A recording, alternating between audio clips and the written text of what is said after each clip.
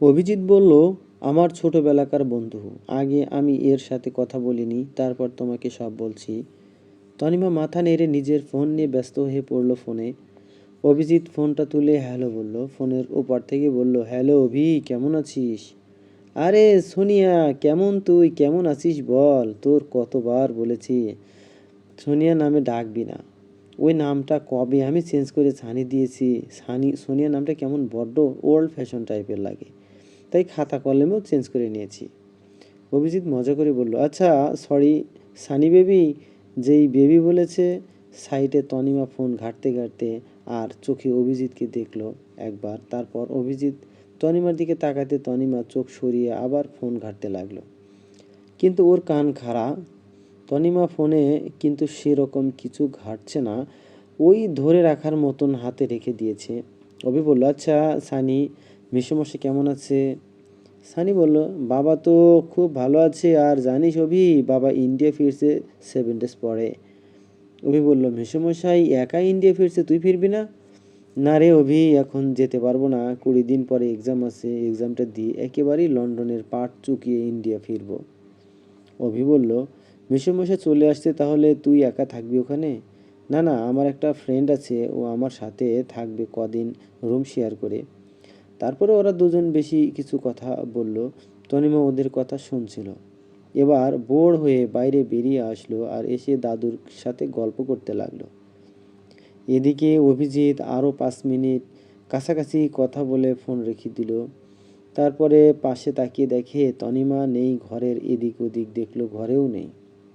এবার একটু হেসে নিজের মনে মনে বলল, আমি এতটাই গল্পে ব্যস্ত হয়ে গেছি সোনিয়ার সাথে, তনিমা মনে হয় একা বসে থাকতে থাকতে বিরক্ত হয়ে বাইরে চলে গেছে। অভিজিৎ সোফা থেকে উঠে হাঁটার চেষ্টা করছিল। ঘরটা বেশ বড়সড়, তাই ও ঘরের ভেতরে হাঁটা প্র্যাকটিস করবে ঠিক করে। অভিজিৎ খুঁড়িয়ে খুঁড়িয়ে খাটের পাশ থেকে লাঠিটা নিয়ে সারা ঘরে হাঁটা প্র্যাকটিস করতে লাগলো। আর এদিকে তনিমা দাদুর কাছে গিয়ে বসেছে 2 কাপ কফি নিয়ে। তনিমা বলল, আচ্ছা দাদু, সোনিয়া বলে, কাউকে চেনো তুমি? দাদু তনিমার দিকে তাকিয়ে বলল, সোনিয়া, হ্যাঁ হ্যাঁ সোনিয়া, মনে পড়েছে। সোনিয়া তো অভির খুব ভালো বন্ধু ছিল ছোট থেকেই। আর এখন সোনিয়া বিদেশে থাকে, নিজের পড়াশোনা কমপ্লিট করতে গেছে 3 বছর আগে। তা তুই হঠাৎ সোনিয়ার ব্যাপারে জিজ্ঞেস করছিস? তুই ওকে চিনিস কি করে? তনিমা কফিতে এক চুমুক দিয়ে বলল, না না, এমনি ওই অভিজিৎ সোনিয়া নামে একজনের সাথে কথা বলছিল, তাই তোমার কাছে জিজ্ঞেস করলাম আর কি। দাদু নিজের ল্যাপটপটা খুলে তনিমাকে দেখালো। তনিমা, এদিকে দেখ। তনিমা ল্যাপটপের দিকে তাকিয়ে দেখলো শাশুড়ি আর শ্বশুরের ফটো। তনিমা বলল, এটা তো মা আর বাবার ফটো, এতে কি দেখবো? দাদু একটু হেসে বলল, আরে ফটো দেখাচ্ছি না, ফটোর নিচে কি লেখা আছে সেটা দেখ। তনিমা ভালো করে দেখলো, তার নিচে অবাক হয়ে দাদুর দিকে তাকিয়ে রইল। দাদু, মা আর বাবার 10 দিন পরে অ্যানিভার্সারি আছে। এটা তো খুব খুশির খবর, তাহলে আমরা বড় করে অ্যানিভার্সারির পার্টিটা করব। কি বলো দাদু, ভালো হয় না? দাদু বলল, ভালো তো হয় হয়, কিন্তু আজ পর্যন্ত আমি বৌমা আর ছেলেকে এই বিবাহ বার্ষিক পালন করাতে রাজি করাতে পারলাম না। তনিমা অবাক হয়ে বলল, বিবাহ বার্ষিকী সেলিব্রেট করে না কিন্তু কেন? দাদু বলল, আগে বিবাহ বার্ষিকী পালন করতো, একটা ঘটনার পর থেকেই সেটা পুরোপুরি বন্ধ করে দেয়। লাস্ট বছর হয়েছিল, তখন অভি ভালোই বড়, মনে হয় 12-এ পড়তো।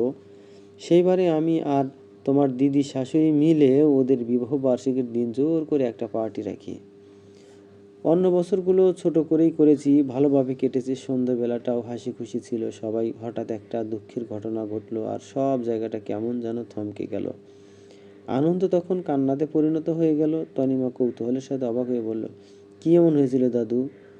দাদু চোখ থেকে চশমাটা খুলে নিজের চোখের কোণে জমাট বাঁধা জলটা মুছে নিয়ে তারপর চশমার গ্লাসগুলো নিজের জামা দিয়ে ভালো করে মুছে চোখের চশমাটা পরে তনিমার দিকে তাকিয়ে একটা জোরে নিঃশ্বাস নিয়ে বলল, সে এক ভয়ঙ্কর রাত, আমাদের পরিবারের দুজনের মৃত্যু হয়েছে সেদিন।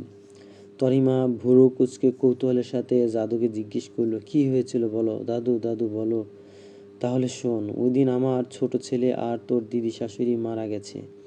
তনিবা অবাক হয়ে বলল, মরে গেছে একই দিনে?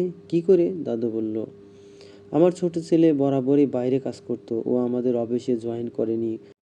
ও চেয়েছিল নিজের দমে কিছু একটা করবে, তাই একটা ব্যবসার কাজে বাইরে ফ্লাইটে করে যাচ্ছিল, আর সেই ফ্লাইটটা মাঝপথে খুঁজে পাওয়া যায়নি। এই খবরটা সবার প্রথমে আমার স্ত্রী জানতে পারে, আর ও জেনে উপরে ঘর থেকে তাড়াহুড়ো করে কাঁদতে কাঁদতে আমাদেরকে জানাতে আসছিল। আর সেই সময় তাড়াহুড়োর চোটে সিঁড়ি থেকে পা স্লিপ করে গড়িয়ে পড়ে রক্তারক্তি চারিদিকে।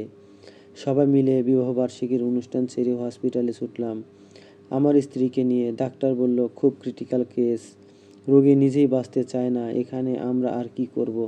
আপনারা শুধু ভগবানকে ডাকুন। তনিমা, তোমার দিদি শাশুড়ির কিছুদিন হসপিটালে ভর্তি থাকার পর খবর এলো কোমাতে চলে গেছে।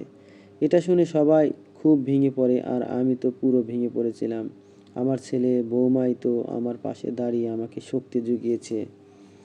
তখনও জানতাম না যে আমার ছোট ছেলেও আর এই পৃথিবীতে নেই। সেই মুহূর্তে জানলে হয়তো আমি আর তোমাদের মধ্যে থাকতাম না। জেনেছি তোমার দিদি শাশুড়ির মৃত্যুর 1 সপ্তাহ পর। তোমার শ্বশুর শাশুড়ি সব জানতো, কিন্তু আমাকে কিছুই বলেনি। যদি এইটা শুনে আমার কিছু ক্ষতি হয়ে যায়। তখনকার পরিবেশটা এতটাই বাজে হয়ে গিয়েছিল, তনিমা বলার মতো নয়। তাই বৌমা বিবাহ বার্ষিকীর কথা বললে কিছুতেই করতে চায় না। বলে ওই দিনই আমাদের দুজন প্রিয় মানুষকে কেড়ে নিয়েছে। তাই ওই দিনটা আর কোনো দিনই শুভ নয় আমাদের জন্য। তাই অত ঘটা করে কোনো বিবাহ বার্ষিকী করতে হবে না। সব কথা বলে দাদু নিজের চোখের জল মুছল। আর তনিমাও প্রায় কাঁদো কাঁদো অবস্থায়। ও নিজের চোখে জল শাড়ির আঁচল দিয়ে মুছল আর দাদুর দুটো হাত ধরে বলল, কিছু চিন্তা করো না দাদু, আমি মাকে আর বাবাকে রাজি করানোর চেষ্টা করব। যা হওয়ার তা তো হয়েই গেছে, সেটা তো আর বদলানো পারবো না। কিন্তু যেটা আছে সেটাকে তো দূরে সরিয়ে রাখলে হবে না। দাদু তনিমার মাথায় হাত রেখে বলল, এটা আমার লক্ষ্মী বোমা, তুমিই পারবে আমার সংসারে লুকানো আনন্দ ফিরিয়ে দিতে। তারপরে দাদু সোফা থেকে উঠলো আর বলল, আমি উপরের ঘরে যাই, আমার কিছু অফিসের কাজ আছে, তুই ওই ঘরে যা, অভি কি করছে দেখ গিয়ে। এরপর তনিমা ও নিজের ঘরের দিকে চলে গেল। তনিমা ঘরে ঢুকতে যাবে, ঠিক এমন সময় ও দেখলো অভিজিৎ সারা ঘরে হাঁটার চেষ্টা করে যাচ্ছে। তনিমা ঘরে না ঢুকে দরজার মধ্যে নিজের মাথাটা হেলিয়ে অভিজিৎকে দেখতে লাগলো। অভিজিৎ একটা লাঠি হাতে দেয়াল ধরে ধরে হাঁটার চেষ্টা করছে, 2 পা হাঁটছে আবার দাঁড়িয়ে যাচ্ছে। তনিমা এটা লক্ষ্য করে নিজের মনে মনে হাসছে আর চুপটি করে ওকে দেখছে। এবার অভিজিৎ লাঠি ছেড়ে হাঁটার চেষ্টা করলো আর 1 পা হাঁটতেই পড়ে যেতে লাগলো। আর তনিমা তাড়াতাড়ি করে ওকে জড়িয়ে ধরে নিল। আর যেই তনিমা অভিজিৎকে জড়িয়ে ধরে নিল, অভিজিৎও তনিমাকে শক্ত করে জড়িয়ে ধরল। আর তনিমাও কিছুক্ষণ এরকমভাবে থাকার পরে তনিমা বলে উঠল, অভিজিৎ, এরকমভাবে দাঁড়িয়ে থাকবে না বিছানায় গিয়ে বসবে? অভিজিৎ লজ্জাতে তনিমাকে ছেড়ে যেতে গেল, আর আবার পড়ে যেতে যেতে তনিমা ওর হাত দুটো ধরে নিল। কি হয়েছে তোমার? একা একা হাঁটার চেষ্টা করছো কেন ঘরে? ডাক্তার তো এখনো বলেনি হাঁটার কথা, তাহলে একা একা পাকামি করছো কেন? আরে তনিমা, ডাক্তাররা একটু বেশি পজিটিভ হয়। আমি তো বুঝতে পারছি আমার সেরকম ব্যথা নেই, তাই হাঁটার চেষ্টা করছিলাম। তনিমা দুটো কোমরে হাত দিয়ে ভ্রু তুলে অভিজিৎকে বলল, তাই নাকি? ব্যথা নেই? কই পাটা দেখি। অভিজিৎ একটু ভেবে নিজের পাটার দিকে দেখিয়ে বলল, দেখো। আর ফোলা ভাব আছে? নেই, দেখো, ঠিক হয়ে গেছে। আর 2-3 দিন চেষ্টা করলে হাঁটতে পারবো। তনিমা ছোট ছোট চোখ করে অভিজিতের দিকে তাকিয়ে বলল, আচ্ছা, এর প্রমাণ আমিই দিচ্ছি, বলে অভিজিতের ব্যথা জায়গায় হাত দিয়ে চিমটি কাটলো। অভিজিৎ চিৎকার করে উঠে বলল, হাউস, কি করছো তনিমা?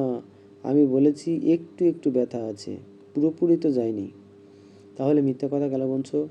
ডাক্তার যতদিন না বলবে আমি তোমাকে আর হাঁটতে দেব না। অভিজিৎ বেশি কিছু না বলে তনিমার কথাবার্তাগুলো এনজয় করছিল।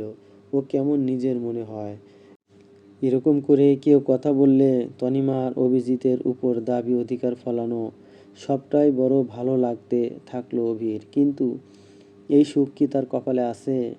3 মাসের বিয়ের চুক্তির অভিজিতের গলার কাটা হয়ে উঠল।